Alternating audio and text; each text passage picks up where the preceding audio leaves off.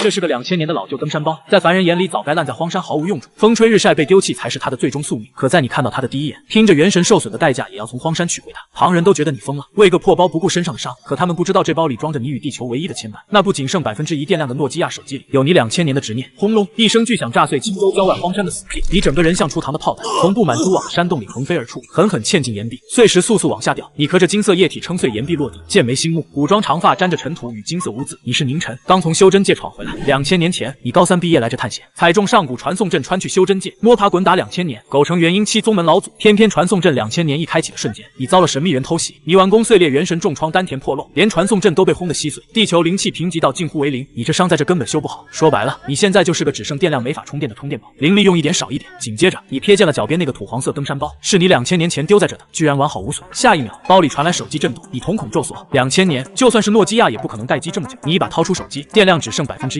屏幕上跳着2个字：老妈。鼻尖猛地一酸，在修真界步步惊心2000年，父母这2个字早成了封在记忆最深处的执念。你扫了一眼屏幕上的时间，2025年8月29日，人直接猛了。修真界2000年，地球居然只过了一个暑假，要不是体内那身移山填海的修为还在，你都要以为这是濒死的幻觉。你抖着手指按下接听键，声音哑得厉害。崽子，你死哪儿去了？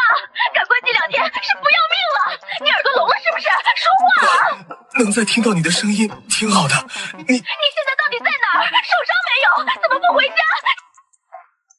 你笑了，这地球对现在的你来说就是个纯新手村，徒手拆坦克一件斩飞机都是小车，要不是怕耗灵力，你能直接把这颗星球翻个底朝天。电话那头你妈匆匆交代，马上开学了，记得去青州找你乔姨，我这边还有事，先挂了。电话挂断，你满脸无语，让一个元婴期老怪去上大学，这不纯扯淡吗？但你也记起来了，乔姨是你妈的闺蜜，嫁了青州富商，听说你考上青州大学，主动让你住她家，你妈那意思明摆着是想撮合你和乔姨的女儿。下一秒，你念头一动就想腾空而起，可刚感受到体内那点缓缓流失的灵力，只能咬着牙落回地面，老老实实步行出山。元婴老祖的脸今天算是丢尽了。中午，青州火车站旁的咖啡馆，你刚推开门，就听见2个女生的声音，一个软乎乎的女生趴在桌上哀嚎：“怎么还不来啊，舒言？我咖啡都喝完了，肚子都饿扁了，要不打个电话催催吧。”另一个清冷的女生满是不耐烦：“电话根本打不通，再等5分钟，不来我直接走了。”真搞不懂，我妈非让我来接这个宁晨，我下午猫咖都约好了，谁让他是你妈好闺蜜的儿子呢？软乎乎的声音突然坏笑：“对了，舒言，你说乔阿姨是不是想撮合你跟她了？”小唐，你胡说八道什么？清冷女生瞬间炸毛：“一个小县城考上来的，我妈怎么可能看得上？这不是把我往火坑里推吗？万一人家是个大帅哥呢？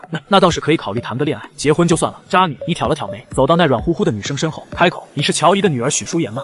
那叫姜糖的女生跟被踩了尾巴的兔子似的，直接从椅子上弹起来：“你谁啊？干嘛突然冒出来？”对面的许舒言看着你一身沾着泥痕划痕的衣服，背着个土的掉渣的登山包，脸瞬间僵了。说好的帅哥呢？这乡巴佬，他脸都皱成了包子。下一秒直接把姜糖往前一推，伏在他耳边飞快地说：“江湖救急，回头送你支口红。”姜糖眼睛一亮，小声回：“3支，纪梵希的。”成交。你站在原地，面无表情。这俩小姑娘真当你元婴老祖的耳力是摆设？姜糖立刻转过身，冲你笑得一脸灿烂：“你好，宁晨同学，从东洋大老远过来辛苦了，我们先去吃饭吧。”边吃边聊，你揉了揉肚子，点头：“也好，倒不是饿，是泥丸弓碎了，灵力一直在悄咪咪漏。虽说这点损耗9牛1毛，但长此以往，你这身修为迟早得废。”谁能想到，堂堂元婴期修士，有朝一日居然要靠吃凡食稳住修为。出了咖啡馆，许舒言掏出车钥匙，按开了路边的保时捷帕拉梅拉，斜着眼睛瞟你，那眼神明摆着等着看你两眼放光的样子。可你只是扫了一眼，淡淡点头：“不错，就是太慢了。”许舒言瞬间就炸了：“慢？请问宁同学，你开的什么车啊？你随口就来？我没车，一般腾云驾雾，偶尔遇见。”姜糖直接笑喷了：“同学，你修仙小说看多了吧？也太可爱了。”许舒言翻了个巨大的白眼，心里直接给你贴了个爱装杯的白痴标签，没好气的说：“你嫌我的车慢，那你自己打车，我们比谁快。”你一脸无所谓：“可以。”许舒言没想到你真敢接，眼睛都亮了，立刻加码：“我们去城西银泰城吃饭，离这6-7公里，谁输了谁请客。你想比就比。”你语气漫不经心，像大人看闹脾气的小孩。不过提前说好，我胃口很大的。许舒言最烦你这副爱搭不理的样子，咬着牙笑：“好啊，银泰城1号门见。”话音刚落，一脚油门就窜了出去，他心里得意的不行。本小姐青州本地人，路熟的不能再熟，还先出发，这顿饭你请定了。副驾的姜糖一脸担心：“舒言，你就这么把他扔下了？人家第一次来青州，人生路不熟的，乔阿姨知道了要揍你的，怕什么？这么大个人还能丢了？”许舒言冷哼一声，心里却嘀咕：“白痴，认个怂上车不就完了？非要逞能。”他们车刚拐过路口，你原地化作一道残影，直接消失在原地，速度快到路边的监控连个影子都拍不到。元婴期修士在城市里穿梭，光靠肉身脚力就够了，根本犯不上耗灵力。2分钟不到，你就站在了城西银泰城楼下，其中1分半钟都用来问路，毕竟能不动用灵力就绝对不动。15分钟后，许舒言和姜糖才气喘吁吁地跑到银泰城1号门，笑着击掌：“耶，赢了！”可他们抬头找了一圈，连你的影子都没看见。许舒言的火气瞬间就上来了，气得直跺脚：“该死的家伙，又让我等！本小姐这辈子等人都没等过这么久。”姜糖突然脸色一变：“哎呀，舒言，西西也有个银泰城，他该不会跑那去了吧？”许舒言人都麻了，咬牙切齿地掏出手机，拨通了你的号码：“是被人贩子拐了，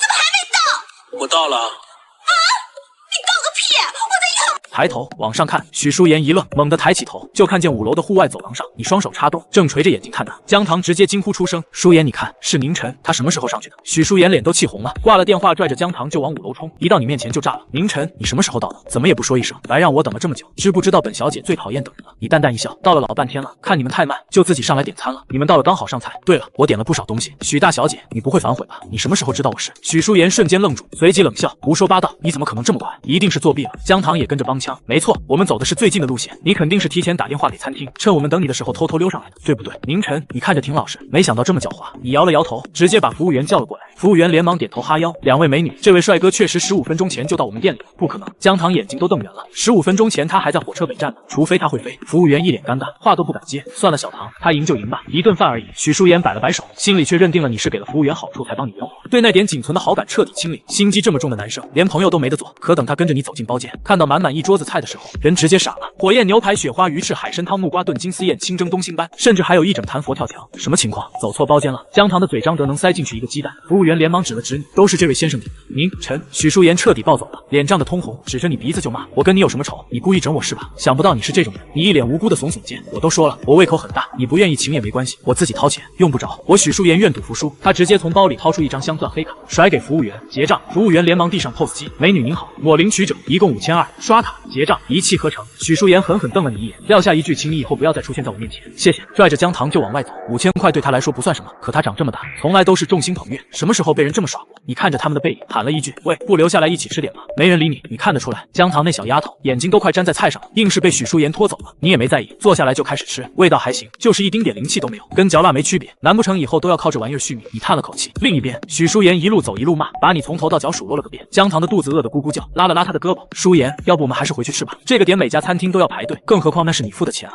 许淑妍脚步一顿，瞬间反应过来，对啊，我付的钱，我凭什么不吃？他立马转身就要往回走，不料迎面撞上一个穿一身名牌、染着黄头发的男生。那男生看见他，眼睛瞬间亮了，跟见了肉的狼似的。淑妍，好巧啊，你也在商场，咱们也太有缘分了。许淑妍看见他，眼底瞬间闪过一丝厌恶。陈志豪，你怎么在这儿？这陈志豪是他高3同学，出了名的校霸，家里有钱有势，在学校里横行霸道，也是他众多追求者里最烦人的一个。当然是来玩的。陈志豪压下眼里的龌龊，摆出一副绅士的样子。淑妍，还没吃午饭吧？正好有一家新开的米其林2星法餐，我订了位子，赏个脸呗。小唐，你也一起。他的目光落在江棠身上，那点心思藏都藏不住。许淑妍正想拽着江棠走，江棠突然凑到他耳边，眼睛一转：“淑妍，不如把陈志豪带过去，以他的性子，肯定要跟宁晨狗咬狗，咱们就在旁边看笑话，不好玩吗？”许淑妍眼睛瞬间亮了，对啊，我怎么没想到？小唐，你太聪明了。他立马转过身，给了陈志豪一个僵硬的笑：“志豪，不如我请你吃饭吧。”陈志豪直接傻了，以为自己幻听了，女神叫他志豪，还要请他吃饭。天呐，他有戏了！他压下心里的狂喜，连忙点头：“好啊，好啊。”淑妍，咱们去哪儿吃？跟我来就知道了。许淑妍冲他笑了一下，一转头就翻了个巨大的白眼。陈志豪跟在他身后，屁颠屁颠的找话题尬聊，还偷偷把手机调成了静音，把约好的妹子直接晾在了卫生间。等他们推开餐厅包间的门，你正埋头干饭，桌上30多道菜已经下去了一半。陈志豪刚想问是不是走错了，就听见江棠故作惊讶的喊：“天呐，宁晨，你属猪的吗？这么能吃？”许淑妍也看傻了，这才离开10几分钟，他居然吃了这么多，他是真的饭桶，还是故意倒了？你停下筷子，抬眼看他们，你们不是走了吗？怎么又回来了？许淑妍抱着胳膊，冷哼一声：“我买的单，我回来吃点有错吗？要你管！”等一下，陈志豪终于反应过来，脸瞬间黑了，指着你就问：“淑妍，这小子谁啊？”他叫宁晨，是我妈妈好闺蜜的儿子，今天刚从东阳来青州，我妈让我招待他一下。许淑妍慢悠悠地说。果然不出所料，陈志豪的脸更黑了。老子好不容易跟女神独处的机会，你一个乡巴佬在这儿胡吃海喝，算怎么回事？他上前一步，重重拍了拍你的肩膀，语气里全是威胁：“哥们，吃饱了吧？吃饱了就可以走了。我和淑妍还有正事要谈。”你没理他，继续啃手里的柠檬鸡腿。嘿，哥们，跟你说话呢。你伸手抓过另一只柠檬鸡，撕下来个鸡腿。哥们，这样我给你2000块钱，你去别的地方吃，行不？你喝了一口芙蓉汤，淡淡点评：“盐放少了。”陈志豪彻底炸了，老子跟你说话，你当耳旁风是吧？他猛地抬手，一巴掌把你手里的半只柠檬鸡打飞了出去，汤汁溅了一地。我让你吃！江棠拉着许淑妍往后退了2步，眼睛里全是兴奋。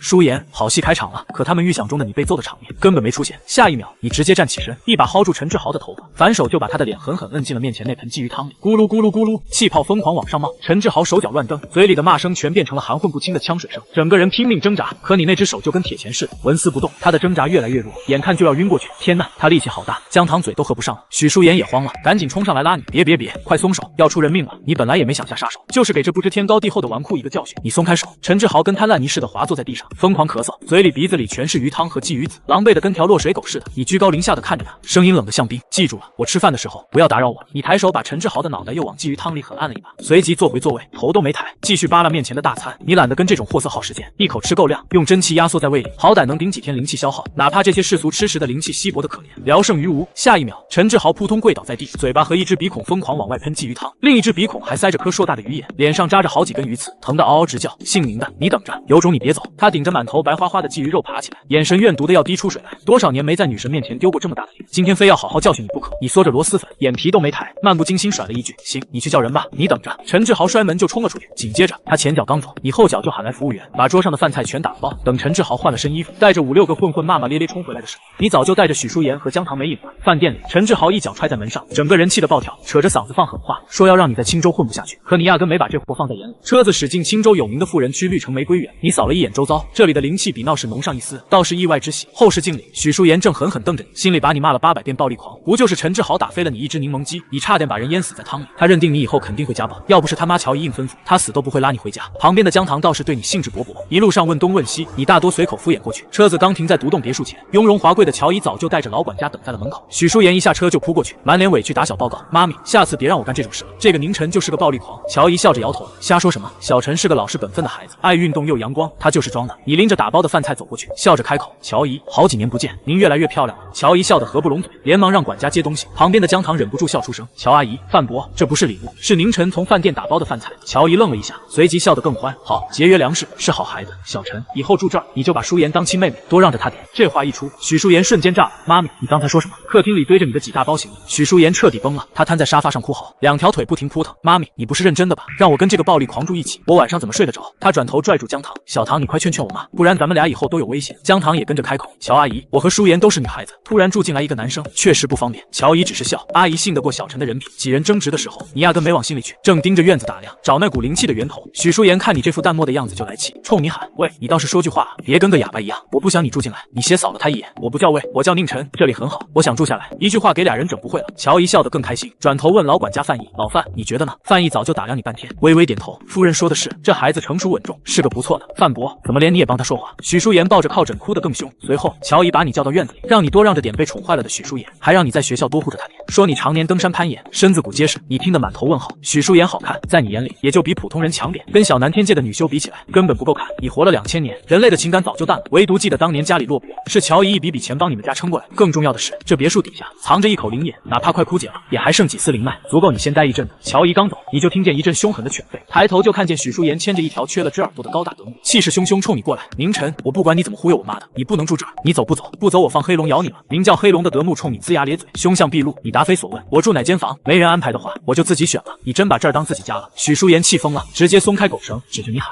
黑龙，把他给我赶出去！”黑龙狂吠一声，撒丫子就朝你扑过来。下一秒，你只是冷冷瞪了他一眼，刚才还凶神恶煞的德牧瞬间急刹车，夹着尾巴掉头就跑，一头扎进狗窝，发出嗷呜嗷呜的惨叫，跟见了鬼一样。许淑妍脸都白了，指着你话都说不利索：“妮妮，你是不是害过人？不然黑龙怎么会被你吓跑？他可是跟军犬一起训练过。”你嘴角勾起一抹笑，总算聪明一点了。一声尖叫，许淑妍扔了狗绳，转头就往2楼冲。姜糖给你安排了2楼楼梯下的房间，你也不挑，直接住了进去，躺在床上，你才难得沉下心。泥丸宫破了，丹田也废了，元神肉身双双重创，在小南天界都难修复。好在你还有8000多年寿元，要么在地球找到修复的仙药，要么找机会重回小南天界。想着想着，你直接睡了过去，一觉到晚上9点，保姆早就来过。可许淑妍故意不让人叫你吃饭，还把你打包的饭菜全扔了，就等着逼你发火，好找由头把你赶出去。可你压根没接招，起身溜达着就出了门。2楼阳台上，姜糖看着你的背影，跟许淑妍说：“淑妍，他出门了，这么能忍。”许淑妍气得腮帮子鼓鼓的，那我们晚上把门锁了，让他睡大街去。紧接着，你溜达到大学城的美食街，进了一家李梅烧烤店，随便点了600多块的烤串。你一边看网络小说，一边慢悠悠撸串，不能修炼的日子实在太无聊，只能捡回高中的爱好打发时间。后厨那边，老板娘李梅正跟女儿苏婉婉念叨，说你看着瘦，没想到这么能吃。苏婉婉还嘀咕，怕你是来吃霸王餐的。俩人的话你听得一清二楚，却没当回事，继续看小说。没过多久，一伙染着5颜6色头发的混混踹门进来，店里瞬间吵得不行。苏婉婉脸色瞬间白了，拽着李梅的围裙就往后出躲。为首的混混马坤一脚踹开旁边的椅子，吵得你脑壳疼。你干脆用真气封了听觉，继续看小说的精彩桥段。可麻烦偏偏要找上门，马坤一群人不仅当众调戏李梅，张口就要涨4000块的管理费。李梅跪地求饶都没用，转头又盯上了跑出去追账的苏婉婉，抢了她的钱，还动手动脚。苏婉婉急得快哭了，求助的眼神看向你，可你连头都没抬。直到马坤伸手就要抢你放在桌上的手机，你终于抬了眼，冷冷一句：“你干嘛？”马坤正要发飙，李梅赶紧跑出来打圆场，结果被马坤一巴掌甩在脸上，恶狠狠地逼着他交管理费，还扬言要让苏婉婉认他当干哥哥。李梅当场就跪下了，哭得撕心裂肺。你终于合了手机，抬眼问老板娘：“我这些多少钱？”你只想付完钱走人。回去把小说看完。苏婉婉红着眼眶，哽咽着说：“一共530块，你刚要扫码付款。”马坤抡起巴掌就朝你脸上扇过来，嘶吼着：“我让你扫了吗？”下一秒，你反手攥住他的手腕，轻轻一捏，咔嚓一声脆响，他的腕部筋骨直接受损，疼得他倒在地上嗷嗷惨叫，满地打滚。收银台的到账播报声同时响起，支付通到账530元。苏婉婉整个人都懵了，这人一边把人腕部筋骨捏断，一边还淡定把钱付了。付了，你把手机揣回兜里，转身就要走，给我拿下他！马坤躺在地上，发出杀猪一样的嚎叫。5个混混瞬间抄起家伙，面目狰狞的朝你冲过来。你皱着眉骂了一句烦不烦，抬手就是一耳光，快如闪电的一巴掌，接连抽在5个混混脸上，啪啪啪啪啪5声脆响，10几颗带着金色液体的牙齿当场飞了出去。5个混混齐刷刷倒在地上，捂着腮帮子疼得嗷嗷哭，牙床都被打脱了。等苏婉婉和李梅回过神，你早就走出了店门，你只想快点回家，把剩下的小说看完。等一下，十字路口，苏婉婉气喘吁吁地追了上来，撑着膝盖大喘气，看着你走路的速度，整个人都傻了。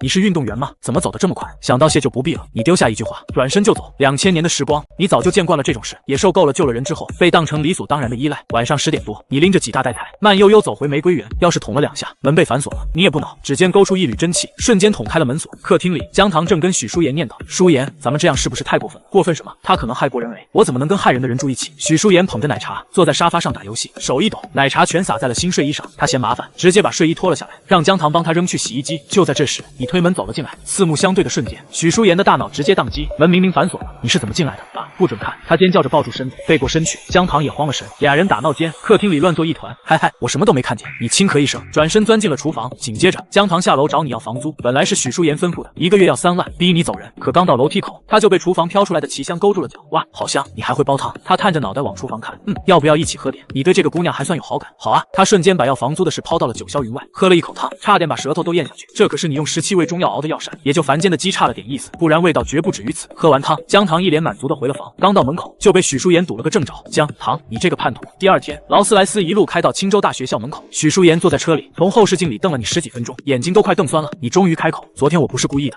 闭嘴，不准说不准说。他瞬间捂住耳朵，脸涨得通红，羞愤欲绝。前排的司机听得满头是汗，这话的信息量实在太大了。你靠在椅背上，淡淡补了一句：“放心，我们不会一直住在一起的，我保证。”你心里早就有了计划，那最好。他抱着胳膊扭过头，脸蛋依旧晕红。10分钟后，你坐的劳斯莱斯库里南刚停在青州大学门口，就引来了满街侧目。率先下车的许淑妍赚足了回头率，香槟色卷发配着学院风短裙，韩式妆容衬得五官精致亮眼。跟在他身后的江棠，一张天使脸配着惹火身材，也分走了大半目光。只有你揣着手机边走边刷小说，时不时打个哈欠。昨晚有人溜下楼偷喝你的鸡汤，吵得你半宿没睡好。进校门没走几步，5、6个男生围上来搭讪，全被许淑妍和江棠干脆利落的拒。下一秒，许淑妍突然驻足，转身就冲你发难：“喂，你能不能不要一直跟着我？”你一脸无语：“谁跟着你？这条路是去教学楼最近的，我不走这儿走哪？那你离我远点，烦人！”许淑妍傲娇的扭过头，拉着江棠快步往前走。你低声吐槽了句有病，懒得跟他计较。淑妍，你怎么这么讨厌宁晨啊？昨天他又不是故意的。江棠边走边替你辩解，不料直接戳中了许淑妍的痛点。哎呀，不听不听，小唐，你以后不准再提这件事，我要彻底忘掉。许淑妍把头摇得跟拨浪鼓似的，江棠刚想笑，下一秒就笑不出来了。一个染着黄毛的青年拦在了他们面前，脸上挂着油腻的笑，正是陈志豪。陈志豪，你不是清大的，来这儿干什么？江棠皱起眉，不是清大的就不能来逛我。陈志豪手插裤兜，脸上被基于刺划的伤口还结着疤，眼里全是戾气。他今天还带了3个混混小弟，一脸邪笑的把两人围在了中间。许淑妍压根不想跟他废话，拉着江棠就要走，却被他步步堵死，说：“宁晨那个乡巴佬在哪？说了我就让你们走。”陈志豪咬牙切齿放狠话：“今天老子非好好教训他不可。”许淑妍话到嘴边，愣是没把你就在身后的事说出口。再混蛋，你也是妈妈闺蜜的儿子，真被打出事了没法交代。就在这时，江棠眼珠一转，突然指着陈志豪身后惊呼：“呀，宁晨！”陈志豪果然上当，猛地回头：“哪儿呢？志豪哥，他耍你！”小弟赶紧提醒，陈志豪气得一巴掌拍在小弟后脑勺，带人就冲了上去。两人在人群里一通穿梭，很快就在人工湖的长椅上找到了你。你正翘着2郎腿刷小说刷得正起劲，宁晨，快跑！江棠跑得上气不接下气。陈志豪带人来找你报仇了。陈志豪，谁啊？你元神受损后，无关紧要的小人物压根记不住，直到看见气喘吁吁冲过来的陈志豪，才终于想起来，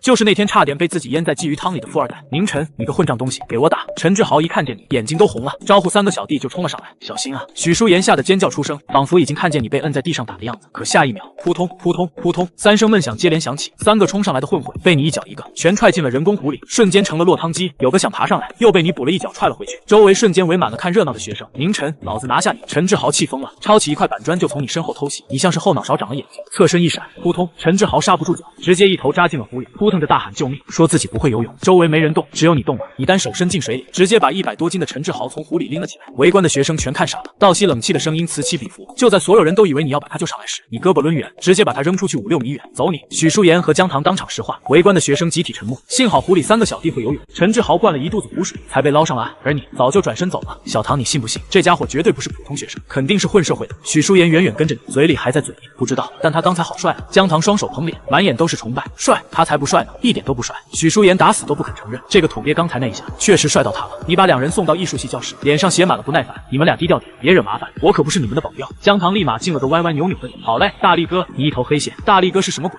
你力气那么大，我以后就叫你大力哥了。你懒得跟他掰扯这个称呼，临走前又补了一句，记住了，别惹麻烦，我最讨厌麻烦了。本小姐想做什么就做什么，凭什么听你的？许淑妍抱着胳膊，一脸不爽，要不是乔一拖我才懒得管你。说完你转身就走，谁要你管了？混蛋！许淑妍冲着你的背影嚷嚷，气得直跺脚。你摇了摇头，心里吐槽，他是不是以为自己做这个动作很可爱？一路溜达，你到了医学系的教室报道，平平无奇的你没引起任何人注意，随便找了个位置坐下，就掏出手机继续刷小说。哥们，看什么呢？这么入迷？刚看10分钟，前桌一个戴眼镜的小胖转了过来，认识一下，我叫方涛，你叫我方小胖就行。宁晨，你头都没抬。宁晨，你投票了吗？方小胖笑得一脸猥琐。校园论坛评校花，难道你不想看看？咱们班就有一个候选人。他往前指了指，一个长相清纯的女生正被同学围着，脸红红的，满眼害羞，真没兴趣。你觉得还是小说有意思？活了2000多年，什么样的道理没见过？再好看的女人，看久了也就那样，你就装吧。方小胖一脸鄙视，转头就跟邻座的大高个聊了起来。那大高个叫张大春，农村出身，看着憨憨的，一听能看校花，立马掏出手机登了论坛。这就是许淑妍，哇，果然漂亮，比明星还好看。张大春盯着手机，眼珠子都快掉出来了。明星？人家许淑妍是许氏集团的千金，徐景山是他爸，人家才不屑当明星。方小胖推了推眼镜，徐景山那个经常上电视的大企业家。张大春吓了一跳，那可不，许氏集团市值几千亿，人家要颜值有颜值，要钱有钱，综合条件直接碾压其他候选人。许淑妍很漂亮吗？我怎么不觉得？听着两人舔了半天，你实在忍不住插了一句。方小胖和张大春当场愣住。宁晨，你这也太能装了吧？许淑妍这都不叫漂亮，那世界上还有美女吗？方小胖撇撇嘴，就是这颜值进娱乐圈，分分钟火遍全网。张大春跟着附和，我真觉得一般，顶多白点。你叹了口气，两人看你的眼神跟看装杯饭似的，转头就不搭理你了。你乐得清静，继续低头刷小说。没过多久，教室门被猛地踹开，一群人气势汹汹地闯了进来，为首的是个浑身腱子肉的壮硕青年，双手叉腰，一看就不好惹。鹏哥，就是他，浑身还湿漉漉的陈志豪，一眼就锁定了你，指着你嘶吼，就是他把我扔进湖里的。教室里瞬间一片哗然，所有人的目光都集中到了你身上。前排那个清纯女生也猛地转过头，眸光一亮，而你正看到小说的精彩处，被这么一打断，瞬间没了兴致。方小胖和张大春更是用惊恐的眼神看着你，在他们眼里，你就是个沉迷小说的闷骚男。谁能想到，你第一天报道就敢把人扔进湖里？就你叫宁晨，听说你很猖狂啊！壮硕青年大步从讲台上走下来，一脚踩在你的桌子上，发出一声巨响，新生们吓得纷纷往后躲。张大春看着壮士，骨子里正义感拉满，当即开口：“这位学长，你干什么？”啪一声脆响，壮硕青年抬手就是一个大嘴巴，1米8几的张大春被抽的一个趔趄，扶住桌子才没摔倒。我是散打社的赵立鹏，滚蛋！这话一出，教室里的新生瞬间变了脸色。赵立鹏，散打社核心成员，市级散打冠军啊！我的天，是冠军？那宁晨不是输定了？周围的学生窃窃私语，满脸担忧。小胖子，你也想试试？赵立鹏放倒张大春，又冷笑地盯着方小胖。方小胖吓得腿都软了，话都说不连贯。啪，又一记响亮的耳光响起，方小胖吓得紧闭双眼，却没感觉到半点疼痛。所有人都看傻了。陈志豪捂着火辣辣的脸，躺在地上嗷嗷直叫，嘴里疯狂放狠话质问赵立鹏，一口金色液体混着半颗碎牙吐了出来。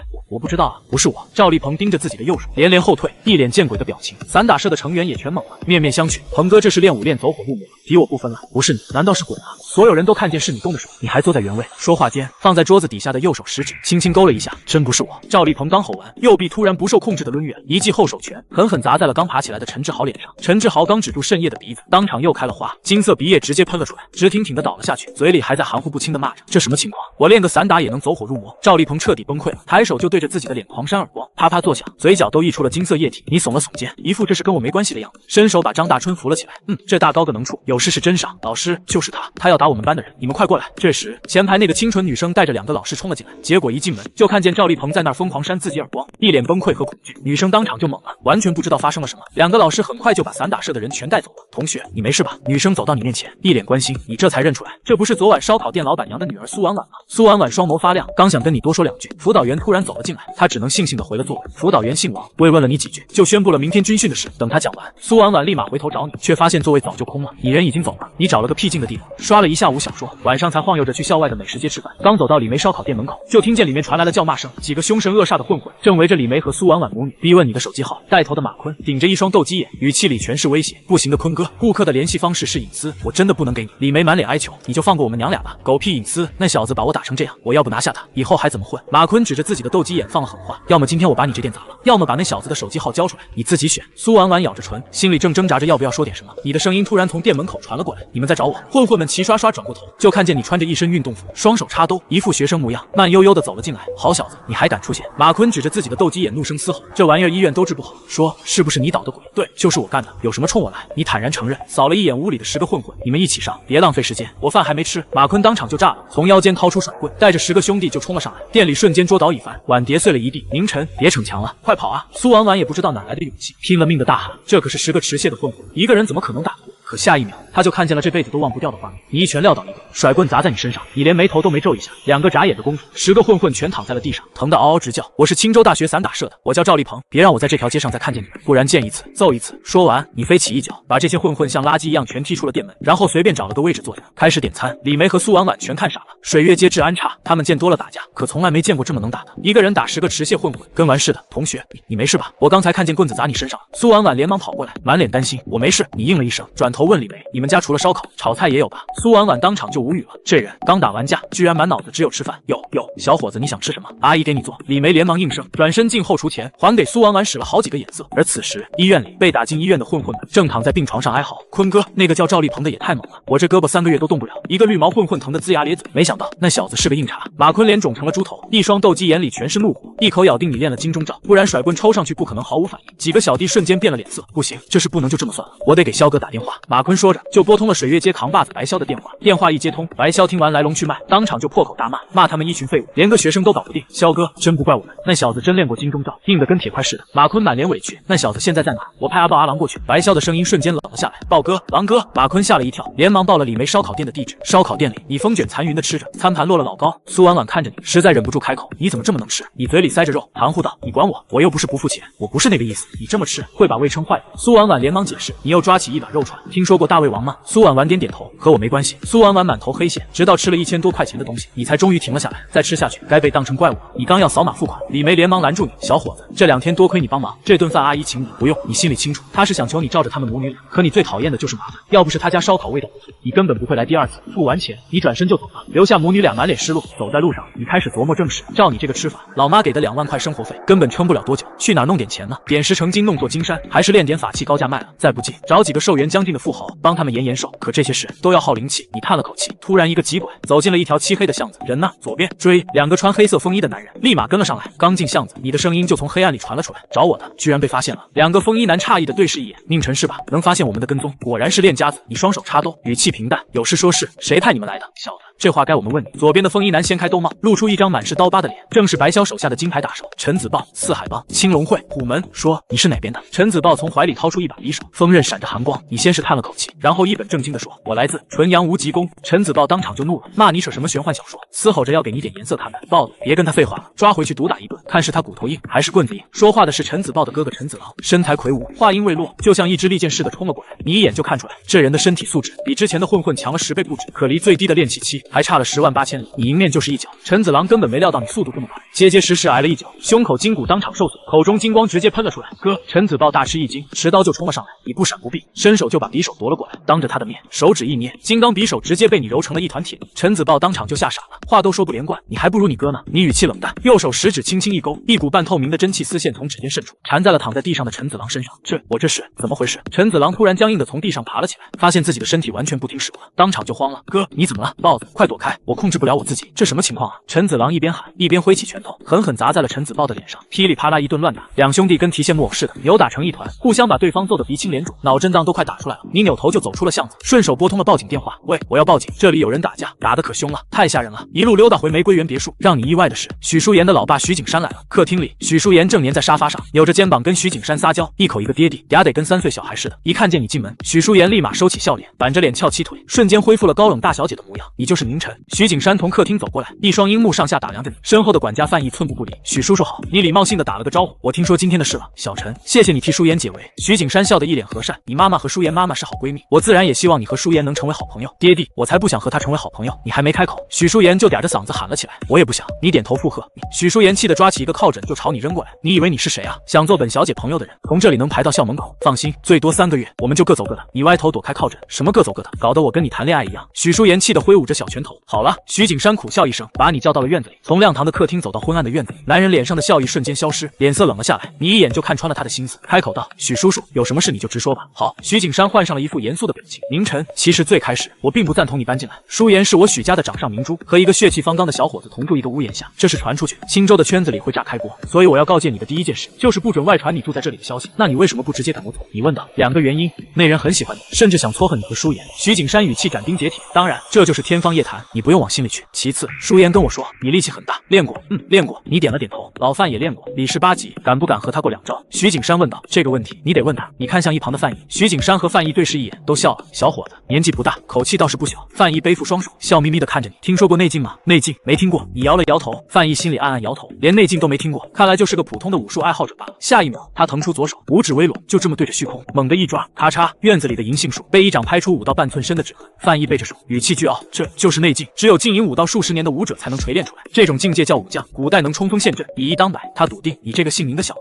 铁定吓得魂飞魄散。可你只在心里嗤笑一声，这不就是内力？但你忽然对现代古武起了点兴趣，抬眼问范管家：内劲之上还有什么境界？”范毅愣了愣，没料到你没被吓住，心里暗赞你心性沉稳，嘴上却依旧端着架子。年轻人别好高骛远，内劲武将已是万里挑一，放在古代，中个武状元都不在话下。要修成我这样的内劲，先得修成外劲，就算是上等根骨，也要10年苦功。你听得心里直翻白眼，这老头废话是真多。紧接着，徐景山压低声音凑过来：“老范到底怎么样？董事长他能当小姐的保镖，对付一般小混混没问题。”范毅给出结论。徐景山点点头，转头看向你：“给你个任务，在学校保护舒言，就像今天那样，能做到吗？”你差点笑出声，让一个元婴期大修士去保护一个女学生，这主意可真够有创意的。这就是你留下我的第2个原因。没错，徐景山算盘打得噼啪响。这样一来，我不用和那人吵架，你也能留下来，2全其美。除此之外，我给你开1万块薪水。你这个年纪的男生应该都很缺钱吧？我只是一个普通学生，许叔叔还是另请高明吧。你撂下话转身就走，让你保护许舒言，光是和他住一起，你都要窒息了。身后的徐景山脸瞬间僵住，范毅也直摇头。许氏集团是青州前10的大企业，许家更是江南有名的豪门，这跨越阶层的机会摆在面前，你居然说不要就不要？他们只觉得你这年轻人简直不知好歹。与此同时，清大附一医院的病房里，白潇看着病床上插着氧气管昏迷不醒的陈子昂2兄弟，脸色阴得能滴出水来，竟然把我的2个得力干将搞成这个样子。他咬着牙，一字一顿：“赵立鹏，不管你是什么来头，我白潇要你付出代价。”旁边染着酒红色头发的王银花凑上前，低声汇报：“萧哥，查清楚了，这个赵立鹏确实是青州大学散打社的主任，父母都是普通人，没背景，就一个当教导主任的舅舅。”白潇当场爆了粗口，满脸戾气的吩咐：“银花，给我摇人，一个不行就10个，10个不行就20个，50个，100个，我就不信姓赵的这小子是超人，不把他拿下，我白潇以后不用在西城区混了。”王银花皱了皱眉，还是点头应下：“好的，萧哥，我现在就打电话，让兄弟们准备好。”紧接着就是开学日，许舒言起了个大早，下楼时刻意把脚步踩得震天响，就想吵你睡觉，结果发现你房间早就空了，人已经出去溜达了一圈。到了学校，许舒言让你在校门口先下车，自己和江棠去了地下车库，你乐得清闲。新生训话大会一结束，军训直接拉开序幕。你有无数种办法躲开军训，但一开始觉得没必要，直到40分钟军姿站完，教官一声令下，时间到，休息20分钟。临床2班的学生瞬间瘫了一地，哀嚎声一片。年轻教官扫了一圈，满脸不屑：“你们现在的大学生太养尊处优了，连40分钟军姿都站不了，真没用。”这话一出，班里一个叫黎炫明的短发男生当场不服，举手站了起来，梗着脖子：“教官也不能一概而论吧？站军姿对我来说不算什么，我每天健身打篮球，身体素质跟你不相上下。”年轻教官笑了：“是吗？你叫什么？”黎炫明。年轻教官笑了：“敢不敢比一场？”“好啊，比什么？”黎炫明瞬间来了劲，赢了教官就能在全班出尽风头，就算输了也不丢人，就比俯卧撑。没问题，2人并排撑在地上，规则很简单，谁先撑不住谁就输了。附近班级的人听说有学生跟教官比赛，呼啦一下全围了过来。一开始黎炫明还能跟上节奏，可80个之后动作就开始变形，100个大汗淋漓，120个全身抖得跟筛糠一样。他一抬头，人直接傻了，那教官居然全程在做单臂俯卧撑。黎炫明红着脸爬起来，输得一塌糊涂。年轻教官拍了拍手，扫过全场，还有没有不服的？可以出来练练。班里鸦雀无声，黎炫明这种又高又壮的都输了，谁还敢上去找面？结果教官又补了一句：“要是赢了我，军训直接免了。”你眉毛一挑，你这么说的话，那我可就来兴致了。教官刚要喊继续训练，你忽然举起了手，那个教官，我想试试。唰的一下，全班50双眼睛全定在了你身上。黎炫明当场就笑了，在他眼里，你干干瘦瘦，一点肌肉都没有，连他都不如，也敢挑战教官。班里瞬间窃窃私语，有人认出你就是昨天惹了散打社赵立鹏的人，惊讶你居然连教官都敢挑战，你想挑战我？年轻教官上下打量着你，满脸不信。你确定？教官，你刚才说的话算数吗？你盯着他，赢了你就不用军训了。算数，当然算数。教官满脸自信，不过你得先赢了我，那就行。你放下心，直接出列。和教官并排撑在了地上，他能赢教官，我直播吃奥利给。黎炫明跟同寝的男生赌咒，旁边女生也大多觉得你必输无疑，只有苏婉婉轻轻点了点头，小声说：“我相信他可以，他见过你暴打马坤那群混混，轻描淡写的样子，就算是当兵的也未必做得到。”技术开始，你和教官一开始都是双臂俯卧撑，节奏稳得很，数量过了50，教官直接换成扇臂，心里冷笑：“小子，跟我比这个你还嫩了点，我可是我们连队俯卧撑记录的保持者。”结果下一秒，他就看见你也换成了单臂，5根手指一根接一根收起，最后只留一根小拇指杵在地上，飞快地做着俯卧撑，动作标准的离谱，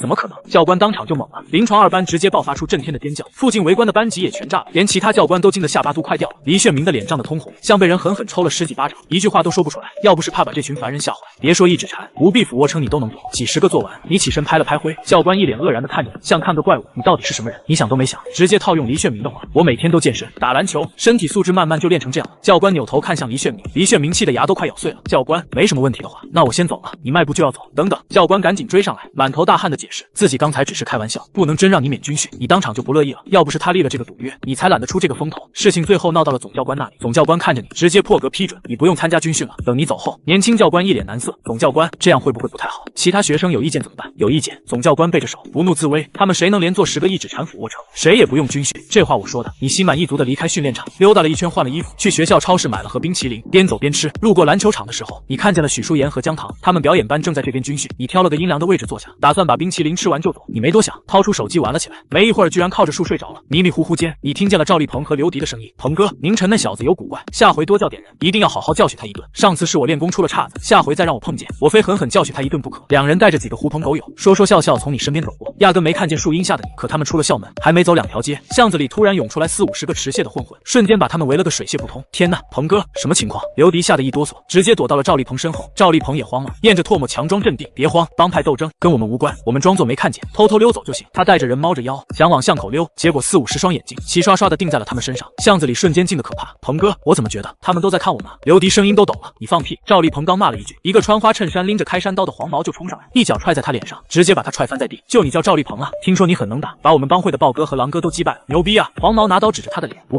大哥，你找错人了，我不是你要找的人。赵丽鹏捂着渗着金色液体的鼻子，头摇得跟拨浪鼓一样。旁边的小弟直接从他兜里搜出了身份证，黄毛看了一眼，咔吧一声掰断，摔在他脸上。兄弟们，他就是赵丽鹏，给我拿下他！一声令下，56个混混一拥而上。不过几分钟，赵丽鹏就被打成了猪头，浑身10几处筋骨受损，连带着刘迪他们几个也全被揍了个半死。黄毛带着人扬长而去，转头就给白潇打了电话，牛逼哄哄的汇报：肖哥，搞定了，赵丽鹏那小子已经给我废了，至少在床上躺半年，明钻会所里。白潇瞬间就乐了，哈哈哈！好，杨凯，你小子有2把刷子，现在马上来明钻，我当众赏你。挂了电话，白潇搂着王银花，叼着烟冷笑，毕竟40、50号人都带了家伙，就是黄飞鸿叶问来了都得挨几个大比斗，更何况他一个大学生。王银花这才放下心来，点了点头。就在这时，有人轻轻摇了摇你的胳膊，熟悉的声音在耳边响起：宁晨，宁晨。你恍惚间醒过来，揉了揉眼睛，才发现是苏婉婉。你心里暗叹，元神伤势太重，居然就这么睡着了。这要是在小南天界，不布阵法就睡在野外，早就没命了。你怎么睡在这里？苏婉婉白净的脸上满是关心，夕阳落在她身上，好看得很。没事，不小心睡着了。你起身伸了个懒腰，去你家吃饭吧。饿了。好呀。苏婉婉眼睛瞬间弯成了月牙，喜滋滋的跟在你身后，一起出了校园。校门口，许家的劳斯莱斯正好驶出来，姜糖一眼就看见了你，赶紧拍了拍许淑妍：“淑妍，你快看，是大力哥，他跟一个很漂亮的女生在一起。”许淑妍下意识看过去，正好看见你和苏婉婉说说笑笑的样子，没来由的一阵不爽，嘴硬道：“小唐，你以后看见他，能不能别一惊一乍的？他又不是什么大人，至于吗？”姜糖吐了吐舌头，心里门清，淑妍这分明是吃醋了。你和苏婉婉刚走到校外的美食街，就听见自家烧烤店里传来李梅的哭声，还有混混的狞笑。妈！苏婉婉脸色一变，拨开人群就冲了进去，你脸色也沉了下来。又是这群混混！李梅烧烤店里，以马坤为首的混混把店里砸了个稀巴烂，李梅坐在地上，哭得撕心裂肺，却一点办法都没有。臭婆娘！我告诉你，赵丽鹏那小子已经被我们肖哥废了，今后再也不会来帮你了。马坤扯着嗓子喊：4000块管理费，下个月再掏不出来，有你好果子吃。说完，他带着人就要走。苏婉婉气得浑身发抖，扑上去对着马坤又捶又打：“坏蛋，你太过分了！”马坤抬手就要给苏婉婉一巴掌，结果一抬头看见了慢悠悠走进来的你，当场吓得后退3步，脸都白了。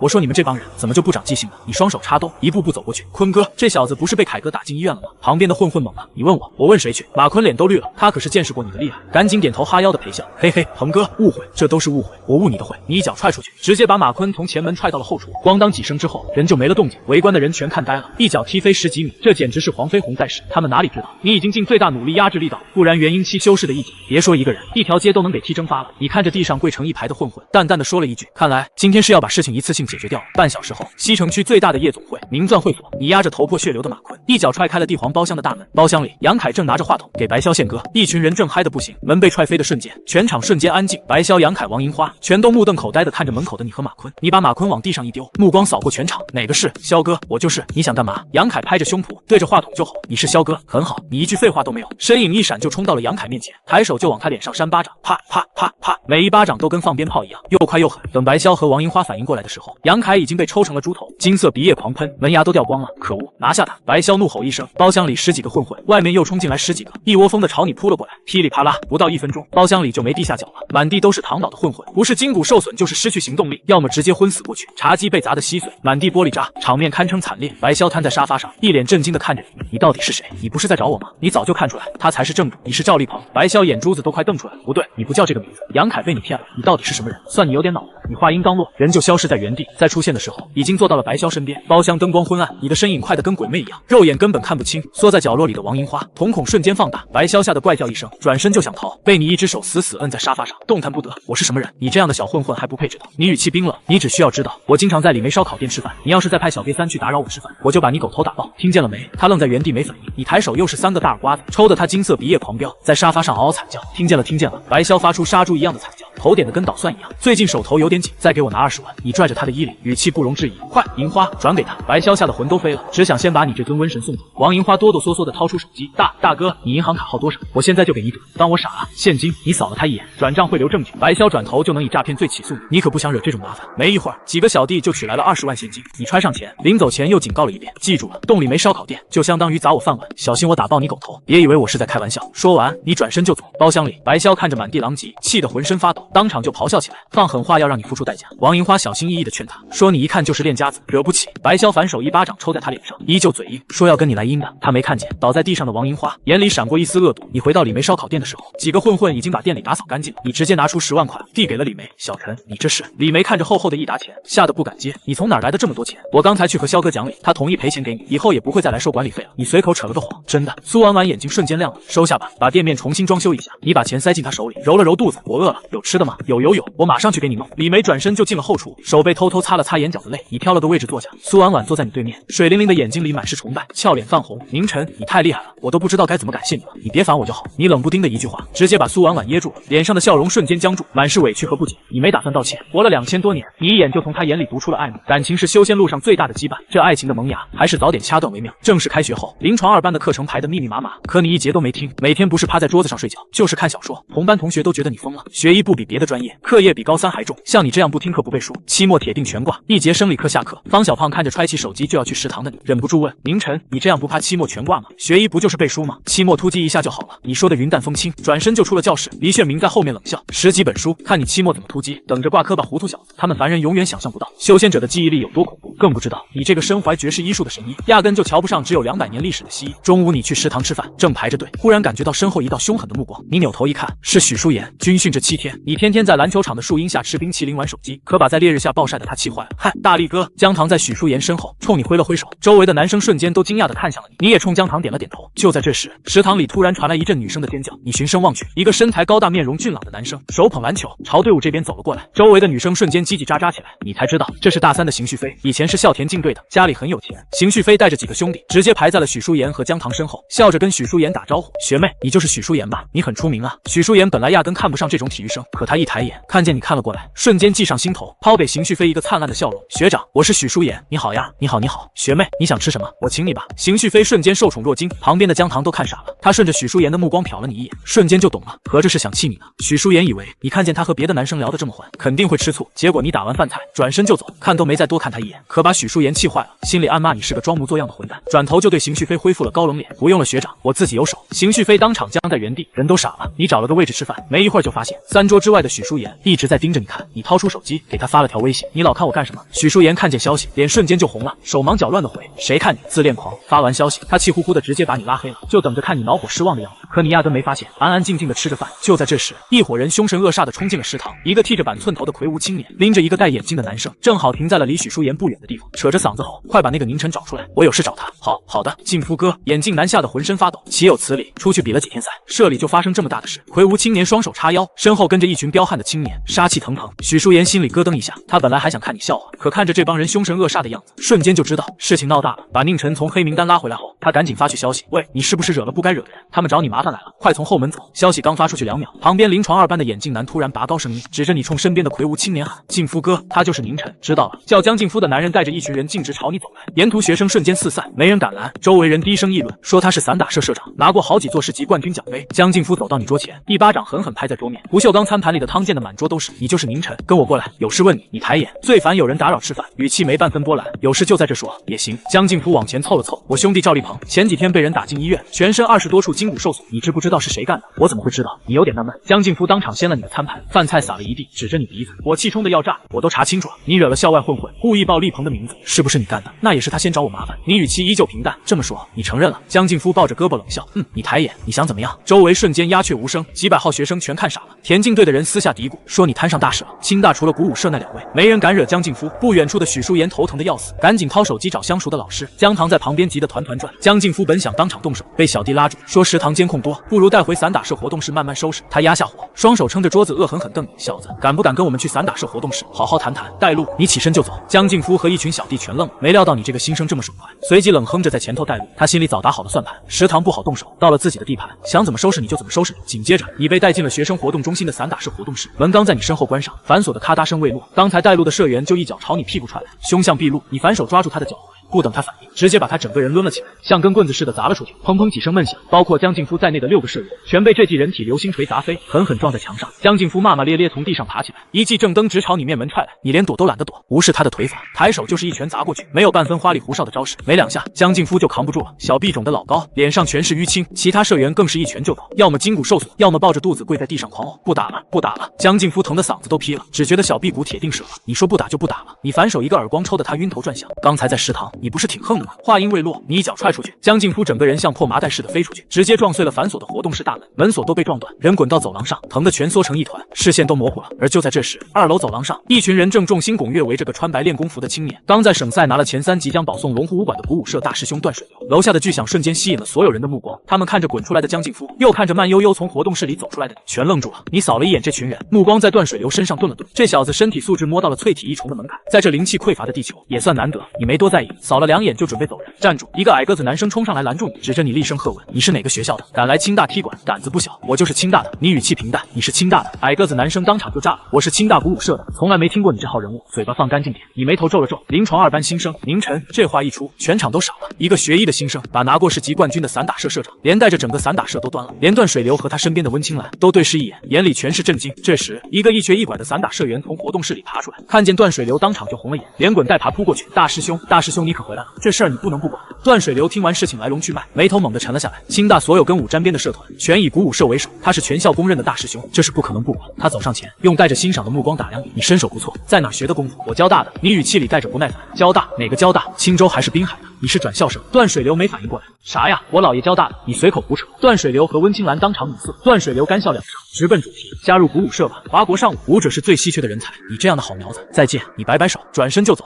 温青兰气得3步并作2步拦在你面前，我们清大鼓舞社可不是谁想进就能进的。你知道舞者平均薪资有多高吗？你当医生累死累活一辈子都赶不上舞者1个月挣的。你翻了个白眼，你就是来大学混日子，医生也好，舞者也罢，你一个都不想当。抱歉，没兴趣，借过。你伸手把他拨开，刚要走，背后突然袭来一阵劲风，鼓舞社的人瞬间激动起来。大师兄出手了！温青兰吓了一跳，想拦都来不及。段水流已是淬体1重，速度快得离谱，可你只是侧身，就轻轻松松躲开了他这一脚。回头看着他，语气冷了下来：“你干嘛？想挨揍啊？不错的反应速度。”段水流脸上露出欣赏的笑，殊不知这表情在你眼里欠揍的很。我这速度，同辈里没几个人能躲开。你再动一根指头，我把你也送进医务室，信不信？你指着他，语气没半分开玩笑的意思。周围的鼓舞社成员全笑了，纷纷起哄，说你太嚣张，练了点3脚猫功夫就不把大师兄放在眼里。温青兰也一脸嫌弃，觉得你身手是不错，可情商低的离谱，狂妄的没边。宁晨学弟，段水流忍不住笑了，你一个人端了散打社，我作为清大舞类社团的大师兄，可不能就这么放你走。那你想怎么样？你懒得跟他废话，我们打一场。段水流笑了，他正好让这小子知道业余武术爱好者和持证正经舞者的差距有多大。行啊，你当即举起了拳头。不是在这儿。段水流看着你毫无章法的起手势，心里多了几分嘲讽，只当你是野路子。这里太挤，去武术馆，宽敞，能施展开。打个架都这么麻烦，你一脸不快，还是跟着他们往5楼的武术馆走。紧接着，你跟着段水流进了武术馆，馆里正在训练的社员看见段水流，全围上来打招呼，一口一个大师兄，恭喜他拿下省赛前3，保送龙湖武馆。你没理会这些，直接看向段水流，喂，还打不打？周围的社员全懵了，纷纷打听你是哪来的愣头青，敢这么跟大师兄说话。等听说段水流要跟你这个新生比试，全场瞬间炸开了锅。有人嗤笑说你这身板一招就得倒，只有温青兰皱着眉提醒众人，你们别小看他，他一个人就打垮了整个散打社，是个练家子。没人把这话放在心上，都等着看段水流怎么教训。没人注意到2楼观众席上，一个执仗的老者正坐着，静静看着擂台上的你俩。擂台之上，段水流摆出架势，说要让你3招，还是你先动手吧。你懒得动，不然待会儿输了，你8成要不服气。台下瞬间哄堂大笑，我好几年没见过你这么嚣张的人了。断水流冷哼一声，火气瞬间上来了，拳脚无眼，当心了。话音刚落，他后背一绷，筋骨间传出噼里啪啦如同炒豆子的炸响，整个人如同离弦的箭，又像一头蓄势已久的豹子，直朝你扑过来。这速度，普通人连反应都做不到，可在你眼里，慢得跟蜗牛没两样。摆这么多姿势，搞得这么花哨，我还以为你是金丹期呢。你随口吐槽一句，抬手就是一拳砸了出去，对付一个淬体异虫的，你连正经武学都懒得用。砰的一声闷响，这一拳精准砸中断水流的面门，他整个人直接倒飞出去，2道金色鼻液在空中划出弧线，重重摔在擂台外的地上，捂着鼻子嗷嗷惨叫。地上洒了一片金色液体，全场死寂，所有人都傻了。清大公认最能打的男人，鼓舞社大师兄断水流被你一拳秒杀了，连2楼观众席的执掌老者都猛地站了起来，眼珠子瞪得老大。你意兴阑珊地走下擂台，径直往门口走。站住！温青兰慌慌张张叫住你，声音都在抖。